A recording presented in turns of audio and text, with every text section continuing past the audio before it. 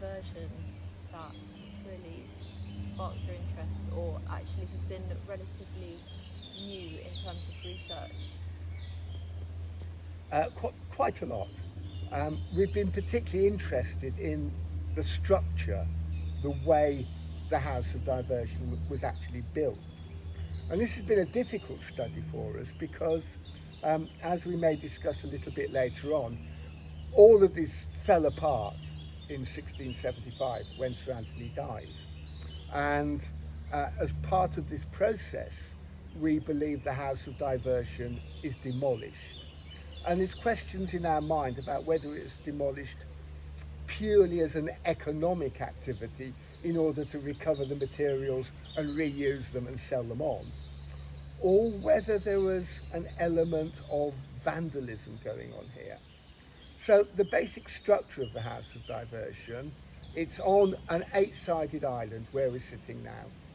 And the island was surrounded by a perimeter wall, and the wall was capped off with some beautifully cut dressed coping stones that we can see around us now. And all around that wall, sitting on the top, on the stones, was an amazing collection of terracotta garden urns. So we know a lot about those, and perhaps we'll come back and talk about those in a moment or two. Within the perimeter wall, central to the island, we've already talked about the fountain, but this is enclosed in a building. And we've got evidence to suggest it was a timber-framed building. It had walls which had been plastered, and they were decorated with sort of coned patterns. We know there was a pyramidical tile roof, and we also know that it had windows. Not surprising that, but they were glazed windows, they were leaded lights, and perhaps one of the most extraordinary discoveries we've made, and we believe this is completely unique, is some panes of glass from those windows which have been engraved with stars. I mean, beautifully engraved, probably with a diamond point. And you can certainly imagine the effect of kind of being in the House of Diversion and looking up and looking out at the sky and seeing those stars against the glass would have been a really, really remarkable thing to do. But we perhaps need to kind of consider a little bit more the fate of the whole enterprise. As we've just said, in 1675, sadly, Sir Anthony dies. He's not particularly old at this stage, but even more sadly, all of his children have died before him. You know, not an unusual thing at the time. And normally his brother John would have inherited the estate, but there's been a big family falling out. And basically it's to do with the fact that John has married without his older brother's permission. And clearly this is not a good thing. Also, it's clear that Sir Anthony really is not happy with his brother's choice of wife. He's married someone called Mrs. Anne Booth. And there's an interesting connection here back to the years of the Civil War, when indeed she may have been part of Richard Allestrey's network of secret agents. She's clearly probably not a gentlewoman. Indeed, she seems to have been keeping a lodging house over the channel in Dunkirk. So I think it's fair to say that she's got a colourful background. Whatever the case, Sir Anthony's really clear that there's no way that any children produced by brother John and his wife Anne are going to go on to inherit the estate. So this is really bad blood between the brothers. Very sad, very unfortunate.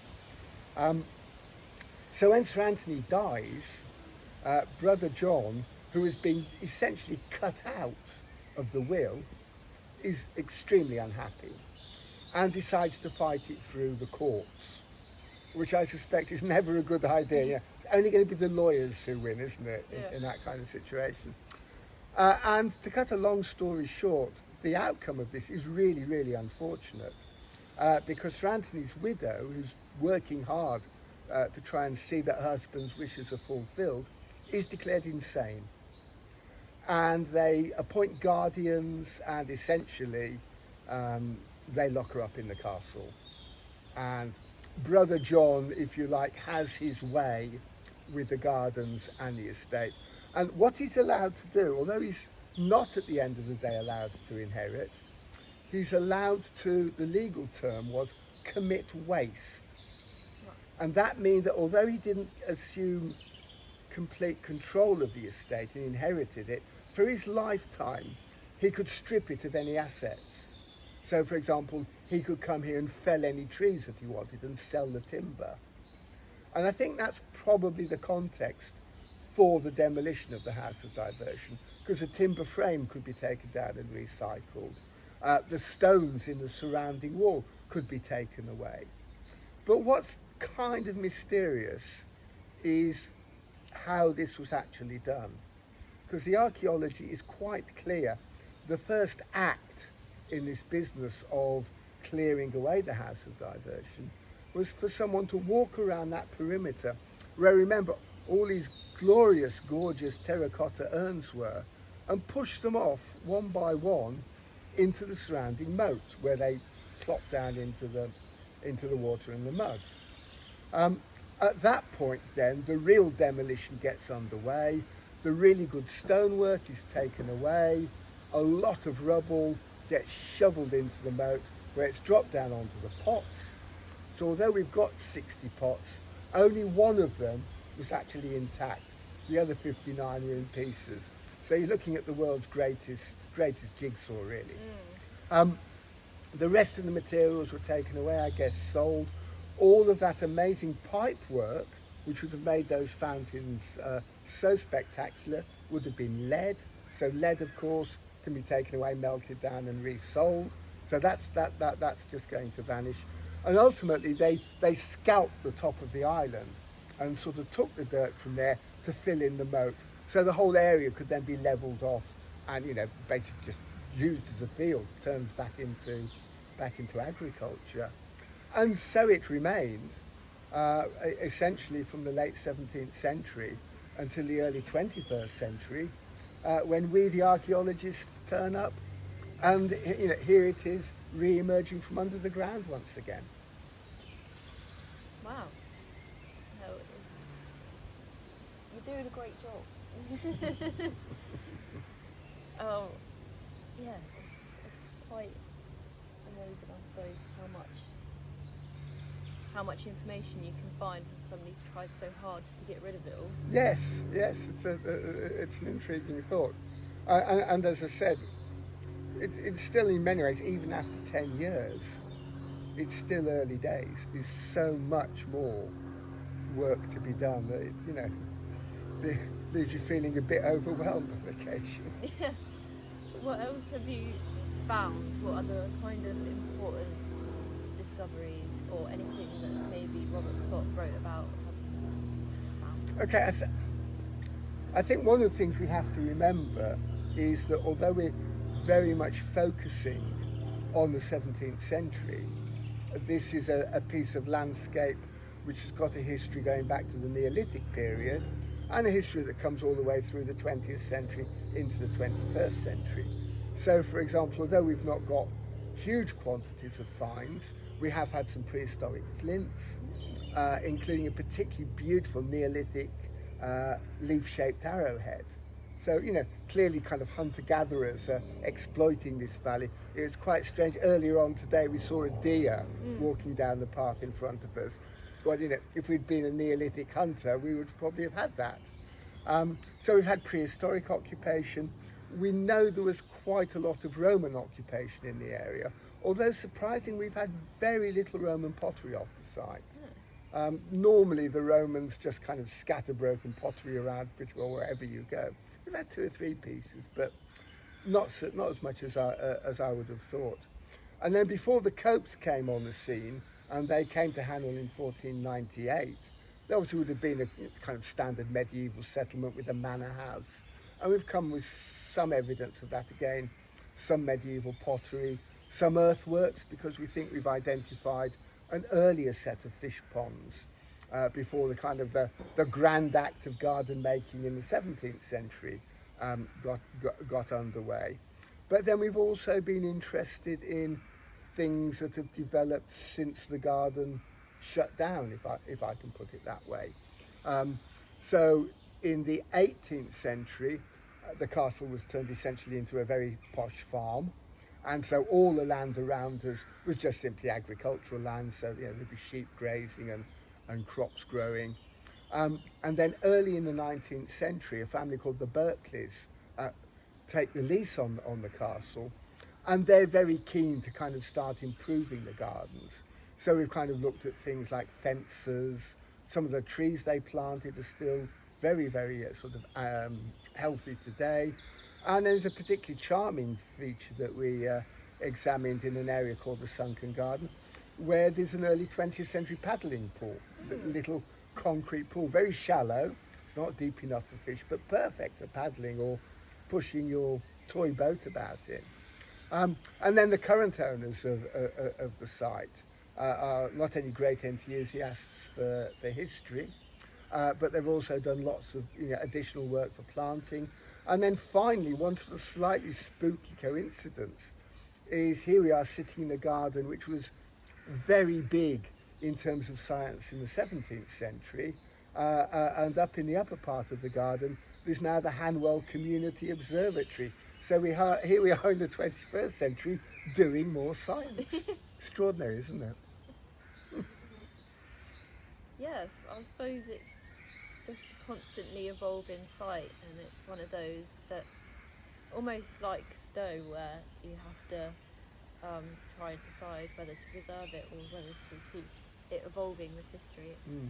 And I mean, one of the questions that's often asked about the gardens here is, are there any plans to kind of restore or preserve it in some way? And certainly, I mean, it's true to say that most of the archaeology will be preserved by just reburying it. It's the only thing you can do. Going in for kind of full-scale reconstruction is just ridiculously expensive. Yeah. We're talking about millions and millions of pounds. And the garden is and remains essentially private property. So it's never going to be a sort of place which is, systematically be open to the public. So essentially, the thing that preserves the garden and saves the garden and its story will be the publications that we work towards. And hopefully, all things being equal, there will be a book about the Hanwell project published by Oxbow Books in September of this year. So that's something for everyone to look out for. I will probably put a little link or something Thank below. you. I appreciate it. No worries. So what sort of, I suppose, conclusions would you say that you've drawn? How has this helped your overall observation of 17th century gardens? That's a very good question. The kind of conclusions that we've come to. Well, the first thing to say is it's always been a two-sided investigation. So it's been the archaeology and the history working side by side. I think the conclusion from the history is kind of slightly depressing in that more work is needed. And this is one of the very frustrating things. We're obviously dealing with a lot of kind of original documents. And although we've studied literally thousands of letters and diaries and published material, there's still quite a big area that we don't really know about, that we don't understand. And the thing is that one day an absolutely crucial document could surface in some archive somewhere, and all of a sudden all of our remaining questions will be answered. But tracking down that single document is kind of beyond us, really.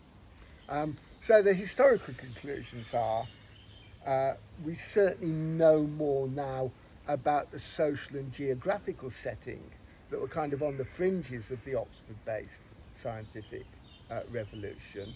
But for any researchers that come after us, there's still a huge amount more work to do. As far as the archaeological conclusions are concerned, and it's a terrible cliche to talk about lost gardens, but I think one of the things that Hanwell teaches us, and we've started to extend this work into other Oxfordshire gardens, is there is still a huge amount out there to be discovered, as far as traces of these early early gardens are concerned. We certainly didn't expect for one moment that once the excavations got underway, that we would, for example, come up with the world's greatest collection of 17th century terracotta garden urns. Yeah. And that in itself, is going to, as I said earlier, keep us going with our investigations, with our researchers, for at least the next 10 years. Well, that is wonderful. I love it when a site can just keep giving more. I suppose for the fact also that every little bit of archaeology creates so much more work around it. Yeah, that's certainly true. But I think we're up for it. And I think the other thing that kind of keeps us going is being the continuing involvement of younger scholars, younger graduates like yourself, who, come to Hanwell, find out more, and then actually support the project, with their enthusiasm, with their labour, with their understanding. So again, it's been a win all round situation, really, I think. Yeah, I'll be really looking forward to kind of hear later if someone to help you. Excellent. I suppose, is there any sort of final things you have to say about the site or anything in particular, really? I just like to sort of reflect on how pleasant it is here to sit in the sunshine. Yeah. And just have the chance to talk about, just this amazing project. And I hope, anyone that gets to watch this at some point in the future will hopefully share some of our excitement and enthusiasm for it. Yes, definitely. They should. Well,